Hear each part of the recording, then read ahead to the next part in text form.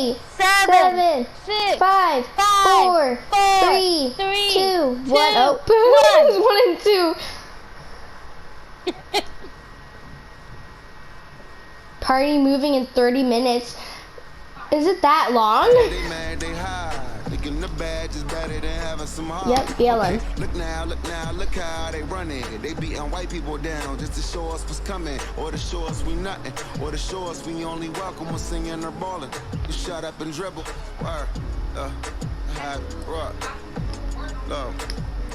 Hey everybody, I'm Carrie Champion. Welcome to We the People. So today we are having a very candid conversation with athletes and artists who want to make sure that you use your voice to vote. Voting is your voice. So we have so many different issues that have happened in this country. It's really, truly unprecedented time. So I'm looking forward to these conversations. I think you'll be educated as well as entertained, but most importantly informed. We have morethanavote.org, whenweallvote.org, and fairfight.com. Those resources are imperative as we try to change our future.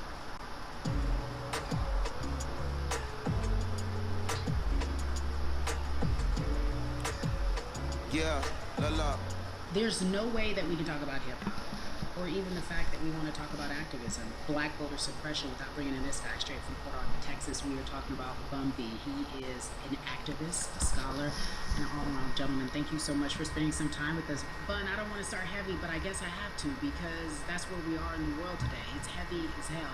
And when you think about what needs to happen in this country in terms of change, what's the first thing that you think of? Equality. That's pretty much the first thing that comes to mind, right? Black people need to be seen as equals in this world. You know, we had to fight just to be recognized as a full citizen in this country and not 3/5. The world is now seeing what you've known for so long in the culture and in the community. The one way that we can fight is obviously voting. Talk to me about what voting means to you. I hear people all the time talking about one vote doesn't matter and that voting doesn't make a difference. If that's true, why do they work so hard to suppress the black vote? Because they understand the power of the vote. And so it's time that black people collectively also understand the power of their vote. And not just on a national level, because a lot of times we only have this conversation every 4 years. People need to be very much involved in their local politics. They need to understand who their elected officials are, where they stand on issues that affect you. And you need to use your vote to either support the ones that care about you and your condition, or to elect people who do. A newer initiative that we're dealing with is educating felons, right? So in the state of Texas, if you're a felon, right, if you've been to jail or to prison, but you're no longer on probation or parole, you have the right to register to vote. Another thing that was just brought to my attention is an initiative called Orange, which is happening not just in Houston, but all over the country. If you're in jail currently during pre-trial, but you have not been convicted, like you're still in jail waiting for your day in court, you are still eligible to vote. And you said something so key. They work so hard to hope that we stay uninformed, but more importantly, to suppress the black vote. If you could do one thing with this message that we're trying to send today about how important voting is, what type of images would you like for people to understand and see when they go to these polls and vote, or when they cast their ballots? I think the images that we've all seen, you know what I'm saying, for decades in this country, if not centuries in this country, we've seen black people oppressed, we've seen black people attacked. So every time you look back and you see those old black and white images of people of color being attacked by dogs and people of color being sprayed with hoses, that's what they were fighting for. Back then, they were just fighting for a chance to vote. People like Martin Luther King Jr., people like Malcolm X, these people died to help us be in a position to have the power that we have now, which is to be able to cast a vote and make a decision about the people that have control over our lives. So, I mean, if you in your own community need a reason to vote, look at a person like George Floyd. If the people in your city are not open to police reform, are not open to having a conversation about defunding the police, are not open to issues concerning economic equality, judicial equality, and racial equality, right? If they're scared to say Black Lives Matter, you have the power to put people in those positions who do believe that Black Lives Matter, who do believe in racial equality, economic equality, judicial equality, right? Who see us as human beings. And if the people in your community don't feel that way, vote them out. It's that simple. Just vote them out. We don't have enough time to sit around and hope that people change their mind. Yeah, Bumpy, you point out something so important. We have the power, and that is in our vote, and that is with our voice, and that's how we use our voice. I think of where we are right now. People say this is a particular moment, but it is a movement, not just a moment, it is a movement. Why, in your opinion, was it George Floyd's death? Why was that the chosen brutality for people to say, oh my God, black people are still oppressed in this country, and it is not fair? I think it's twofold, Carrie. In so many different encounters between people of color and the police, there simply is no proof of what happened in the interaction. Mm. And so what happens is in a court of law, it tends to lean towards the policeman's point of view, right? In this case, we saw very clearly what happened. I think the other thing is due to the fact that everyone was at home, basically, during this time period in relation to the coronavirus. You couldn't avoid it, right? It was on every television station, it was on every social media platform. Everywhere you turn, you were constantly hit upside the head with this message. You see in the interaction that this man did nothing to deserve what happened. That's right. And I think so well said, because if you think about it, in the grand scheme of things, it wasn't worth it, and he didn't have to lose his life. I think that you touched on something that a lot of people talk about, and that is now defunding the police. That has been such a huge conversation, but there's so many misconceptions around defunding and dismantling. If you will, educate the audience. All right, so most people, when they hear the term defund the police, they tend to think of, oh, they're going to take away our police department. Nothing could be further from the point. Defunding the police means that in certain communities, even in Houston, take for example, we had over $1 billion allocated to our police force. Now, what is that money being used for? Some of that money tends to be allocated towards riot shield, right? Pepper spray, right? That kind of thing. That's only used against the people that fund this budget, right? So why would the people want to supply the police with the means to oppress them? If the police are concerned about the situation in certain communities with a higher crime rate, well, higher crime rates tend to happen in communities where there's not employment opportunities, right? There's not a lot of social services, and people are going to do what they need to do to take care of themselves and their families. When the community has more opportunities for employment, more opportunities for upward mobility, then they tend to be a less of a strain on the government.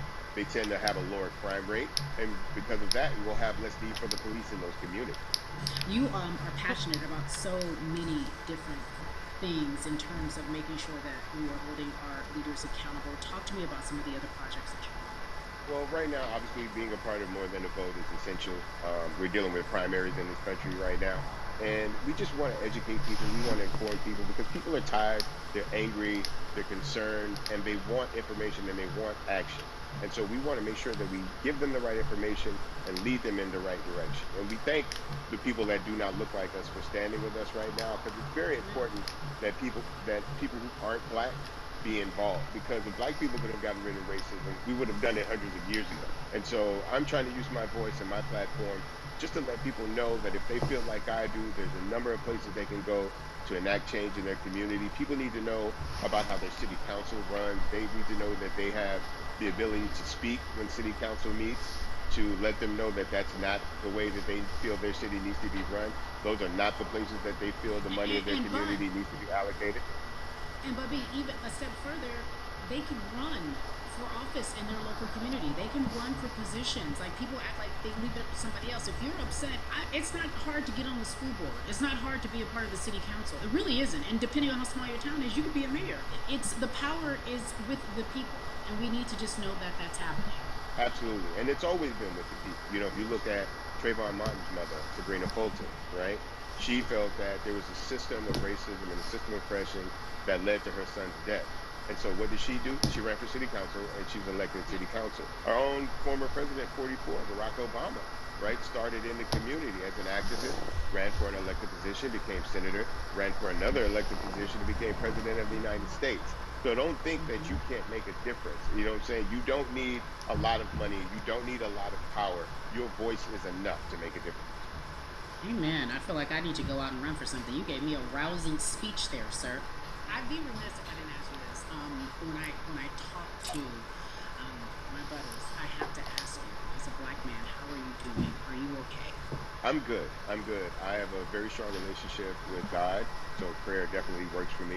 I have children and grandchildren who are watching me who are encouraged by what I do, and they're proud of me right now, and that's really what matters. The change starts at home. So as long as you have a support system that believes in what you're doing and supports you in what you're doing, you have everything you need to go out there and fight the good fight. And for those that don't, there's a community of people here to help you. So you can go to places like morethanavote.org. There are many different places that will encourage you, inform you, and they will put you with groups of people that feel like you, that are ready to take action. So no one has to go about this alone if they want to do it. We're stronger together. People have been saying it, but that has much more meaning now that we are in our movement, not just this Come on, do movement. your room. Rumby, it has been an education, always a pleasure. Thank you so much. I appreciate you. Keep fighting. Keep up the good fight.